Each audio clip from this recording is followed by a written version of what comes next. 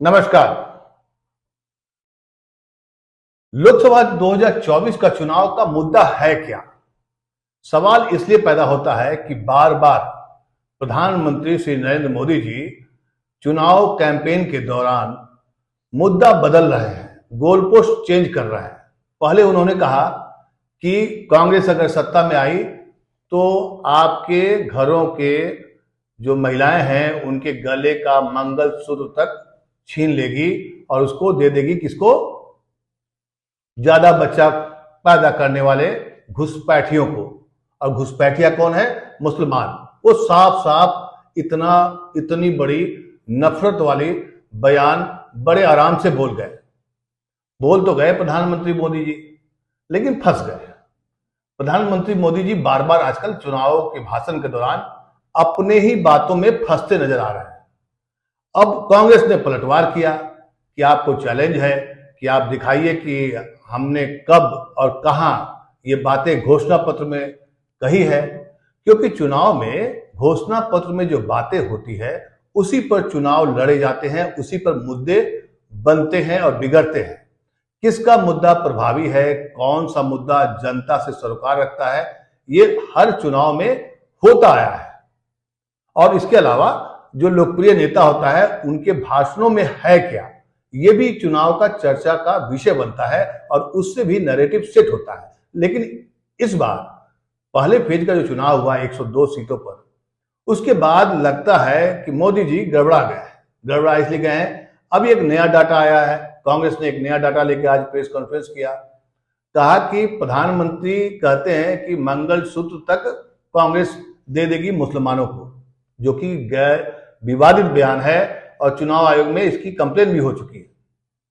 अब जो कांग्रेस ने आज खुलासा किया कि 2024 के मार्च तक का डाटा आरबीआई के हवाले से बताया कि अपने देश में 1 से 1.5 करोड़ लोग ऐसे हैं जो आर्थिक कमी की वजह से अपने घरों के सोना को गिरवी रख करके बैंकों से कर्जा ले रहा है।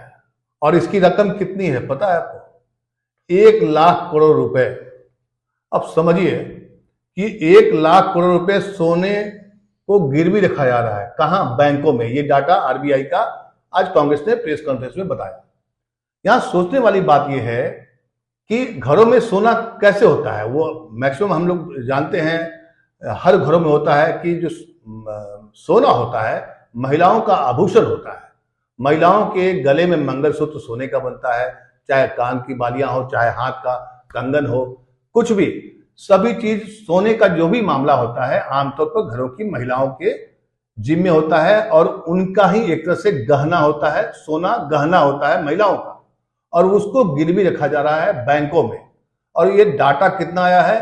1 लाख करोड़ रुपए कर्जा ले रहे हैं इसी देश के लोग सोना गिरवी रख करके।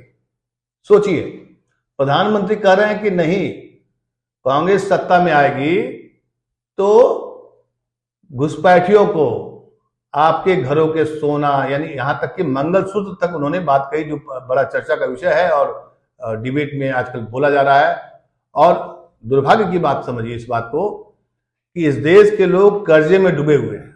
कुछ दिन पहले एक और डाटा आया था आईएमएफ का, आपको पता होगा कि 155 लाख करोड़ रुपया ज्यादा मतलब पिछले 10 सालों में ये मोदी सरकार ने ले रखा है। आजादी से अब तक जो भारत पर कर्जा था वो 55 लाख करोड़ का कर्जा था और अभी की स्थिति क्या है? 205 लाख करोड़ रुपए भारत पर कर्जा है। और इधर कांग्रेस ने आज जो खुलासा किया, प्रेस कॉन्फ्रेंस में बातें बताई, पर सुनिए आज कांग्रेस के प्रवक्ता कांग्रेस के प्रवक्ता जयराम रमेश ने क्या बताया, क्या कही बातें उन्होंने सोने के गिरवी को रख करके कर्जा लेने पर। पिछले 10 साल में ये रिजर्व बैंक ऑफ इंडिया के आंकड़े हैं, ये कांग्रेस पार्टी के आंकड़े नहीं हैं। ये आपको मैं भिजवा दूंगा। और ये आरबीआई के आंकड़े क्या कहते हैं कि 2024 में, यानी कि इस साल 31 मार्च तक 1 लाख करोड़ ऋण हमारे परिवारों का है, जिन्होंने बैंकों से ऋण लिया है सोना गिरवी रखकर, और जिसको कहा जाता है गोल्ड लोन। एक जमाने में ओल्ड लोन हुआ करता था, मोदी के जमाने में गोल्ड लोन हो गया। पिछले 10 सालों का नतीजा यह है कि 2024 में करीब 1.5 करोड़ परिवार हैं हमारे देश में, 1.5 करोड़, जिन्होंने बैंकों से ऋण लिया है। और आज वो ऋण कुल मिलाकर जो बकाया ऋण है 31 मार्च को 1 लाख करोड़ है, और ये सिर्फ बैंकों से लिया गया है, असंगठित क्षेत्र के संस्थाओं से नहीं, साहूकारों से नहीं, ये बैंकों से। अगर आप सब जोड़ेंगे, साहूकारों से जो ऋण लिया गया है सोना गिरवी रखकर, असंगठित क्षेत्र के संस्थाओं से ऋण लिया गया है सोना गिरवी रखकर, और बैंकों से ऋण लिया गया है सोना गिरवी रखकर, अगर आप तीनों को मिलाएंगे तो आपको ये पता चलेगा कि हमारे देश के हर 4 परिवारों में से एक परिवार ने सोना गिरवी रखकर ऋण लिया है पिछले 10 सालों में। और ये प्रधानमंत्री मंगलसूत्र की बात करते हैं, सोना की बात करते हैं। ये हकीकत है, आरबीआई का डेटा है, ये आरबीआई की सूची है, कांग्रेस पार्टी की नहीं। किस मुंह से ऐसे खुले तरीके से प्रधानमंत्री झूठ बोल रहे हैं? सुना आपने? अब बताइए कि देश की आर्थिक हालत का ये है एक एक्चुअल डाटा, और प्रधानमंत्री के भाषणों में क्या निकल रहा है कि ऐसा होगा, ऐसा हुआ था। और जिस संदर्भ में प्रधानमंत्री श्री नरेंद्र मोदी जी ने जो बातें कही थी, वो फैक्ट चेक में भी, कई चैनलों में भी, यहां तक कि आज तक का एक बहुत बड़ा सोशल मीडिया प्लेटफॉर्म है ललन टॉप ने, उसने भी अपने फैक्ट चेक में बताया था कि मनमोहन सिंह ने ये बातें नहीं कही थी, जिसका बार बार रेफरेंस दे रहे हैं प्रधानमंत्री मोदी जी।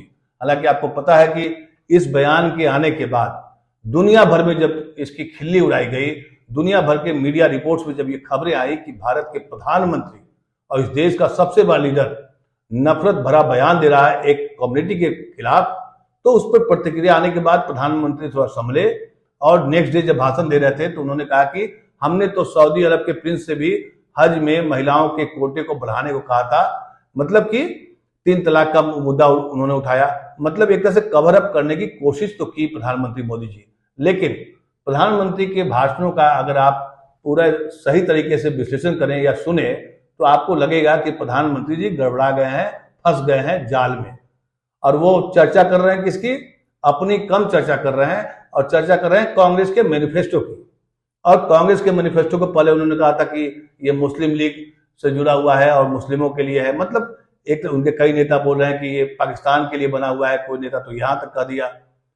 और उधर उन्होंने जिक्र किया था कि मांस, मछली, मटन, मतलब प्रधानमंत्री नरेंद्र मोदी के 10 साल के सत्ता में रहने के बाद भी उनके पास अपने लिए बताने के लिए कुछ खास नहीं है।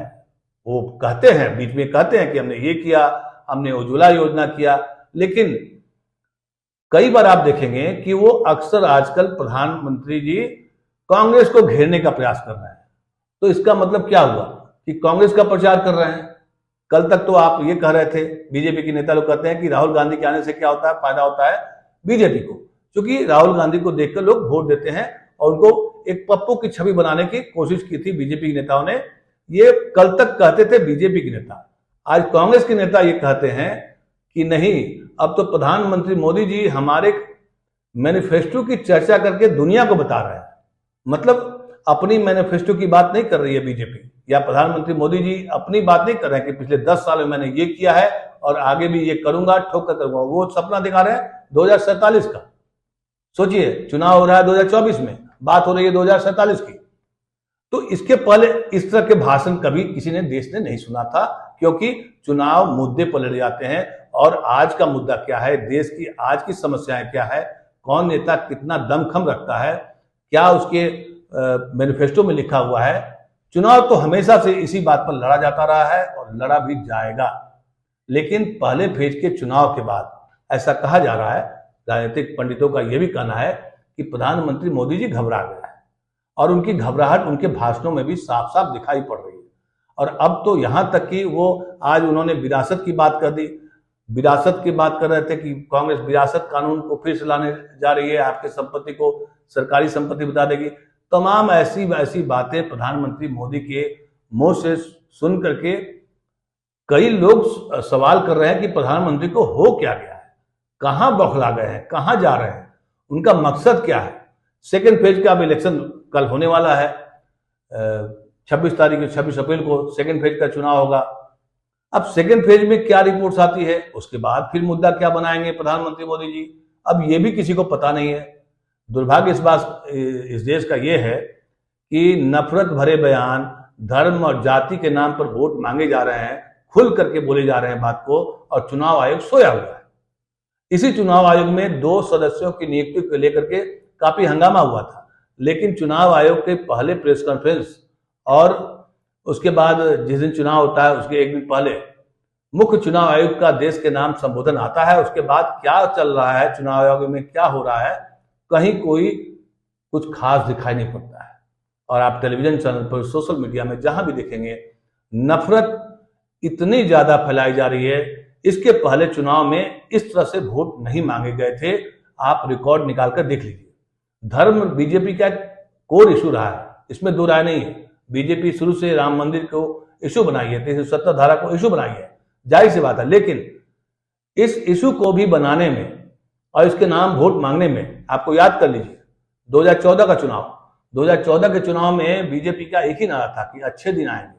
मतलब उस वक्त जो इशू था, उसमें जो मुद्दा था, मतलब कि देश बदहाली में है और हमारी सरकार आएगी तो हम अच्छे दिन लाएंगे, हम काला धन लाएंगे।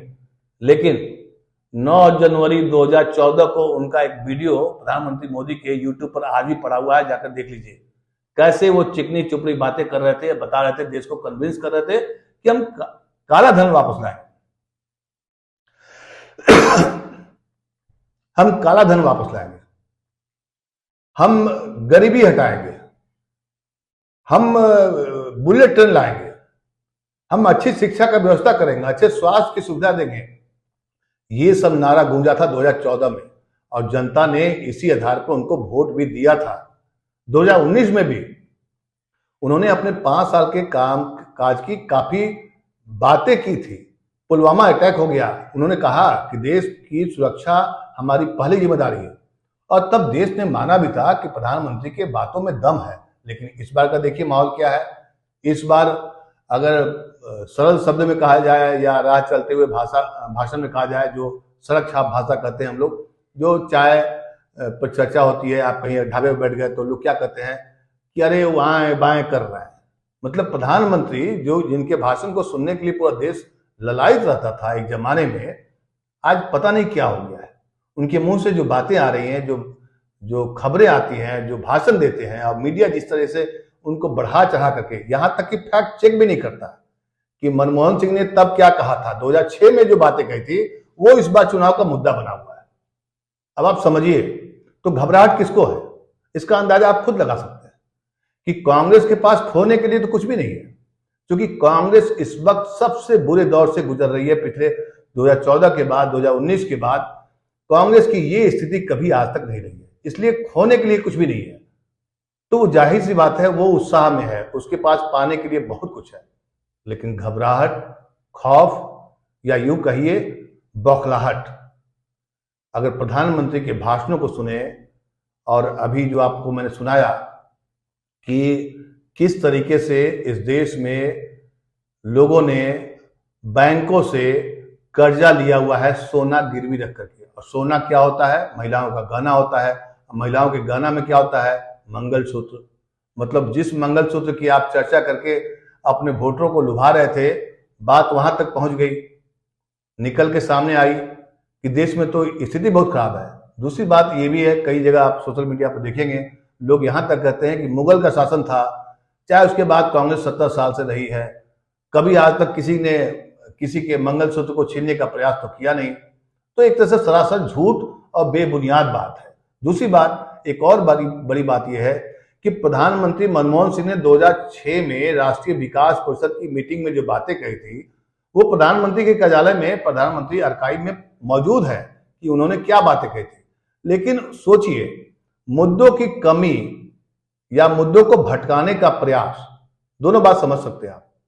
या तो मुद्दों की कमी हो गई है बीजेपी के पास, और जो अभी CSDS और लोक नीति ने जो सर्वे कराया था कि भाई इस बार चुनाव का मुद्दा क्या है, आप बताइए आप किस आधार पर वोट देंगे, तो लोगों ने कहा था कि वोट तो हम देंगे बेरोजगारी पर, महंगाई पर। यह सबसे बड़ा मुद्दा सामने आया था।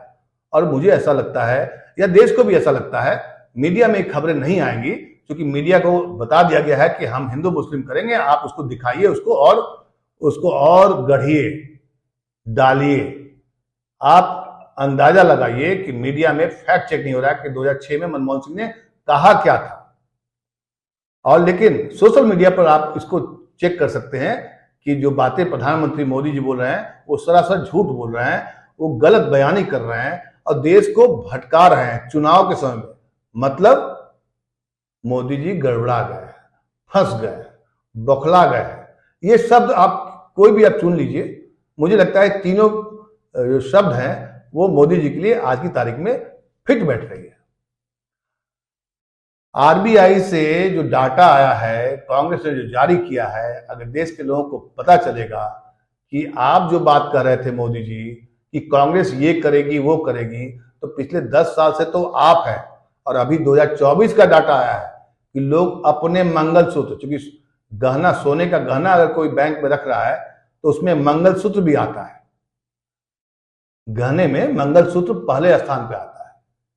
कान की बालियां हो, चाहे आप कंगन हो, ये सब औरतों के ही गहने होते हैं। और इसको रख करके लोगों ने 1 लाख करोड़ रुपए का कर्जा लिया है। ये सिर्फ बैंकों का डाटा अभी सामने आया है। चुनाव का समय है, चुनाव के बाद तो बहुत सारी चीजें आएंगी, लेकिन आपको पता है कि देश का मीडिया कहां चला गया है, कहां गायब हो गया है, कहां सो गया है, किसके चरण में लेट गया है। ये सब बताने की बात नहीं है बार बार, लेकिन आप समझने की जरूर बात है कि ये सब खबरें देश को मालूम होना चाहिए कि इस देश में महंगाई, बेरोजगारी से लोग कितने परेशान है कि अपने घरों के सोने को बैंकों में गिरवी रख करके कर्जा ले रहे हैं। और 80 करोड़ से ज्यादा लोग 5 किलो अनाज पर निर्भर हैं। ये है हमारे देश की असली हालत। और इस हालत को कैसे मुद्दा नहीं बने, इसके लिए बीजेपी ने या मोदी जी ने ठेका ले रखा है कि कैसे हम बरगलाएं, भाषणों में हिंदू मुस्लिम डालें, भाषणों में ये कहें कि कांग्रेस ने ये किया था, वो किया था। समझिए, आप इस खबर को देखिए और समझिए, और फिर आप बताइए अपने कमेंट के जरिए, अपने फीडबैक के जरिए कि क्या प्रधानमंत्री मोदी का ये जो बयान आ रहा है बार बार मंगलसूत्र वाला, क्या ये देश की जो जरूरत है, जो महंगाई मुद्दा है, बेरोजगारी मुद्दा है, उसको भटकाने के लिए ये सब कर रहे हैं, या डर गए हैं, या बौखला गए हैं, या फंस गए? मोदी जी फंस गए। हमें आपका इंतजार रहेगा, आपके फीडबैक का। नमस्कार।